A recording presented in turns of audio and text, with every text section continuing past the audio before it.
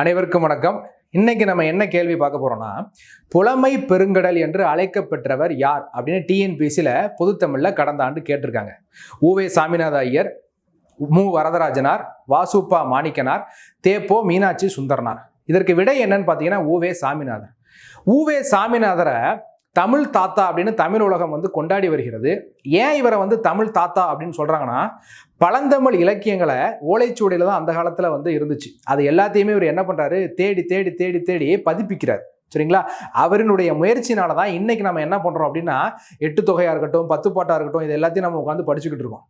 முக்கியமா குறிஞ்சிப்பாட்டில் 99 வகையான பூக்களை வரிசைப்படுத்தி இதுதான் சொன்னவர் யார் அப்படின்னு கேட்டீங்கன்னா உவேசா தான். இவர் நிறைய புத்தகங்கள் எழுதியிருக்காரு. அதுலேயும் குறிப்பா என் சரிதம் அப்படின்னு ஒரு நூல் எழுதியிருக்காரு. அது இவருடைய சுயசரிதை. சரிங்களா? இவரை தான் நம்ம என்னன்னு சொல்றோம் அப்படின்னா புலமை பெருங்கடல் அப்படின்னு சொல்றோம். இவருக்கு தமிழ் சொல்லி கொடுத்த ஆசிரியர் யார் தெரியுமா? மகாவித்வான் மீனாட்சி சுந்தரனார். சரிங்களா? மகாவித்வான் மீனாட்சி சுந்தரனாரை நம்ம என்னன்னு சொல்றோம் அப்படின்னா புலமை கதிரவன் சொல்றோம். இவரை நம்ம என்னன்னு சொல்றோம்? புலமை பெருங்கடல்னு சொல்றோம். அப்ப புலமை கதிரவன் என்றால் மகாவித்வான் மீனாட்சி சுந்தரனார், புலமை பெருங்கடல் என்றால் உவே சாமிநாதர். நாளை சந்திப்போம். நன்றி, வணக்கம்.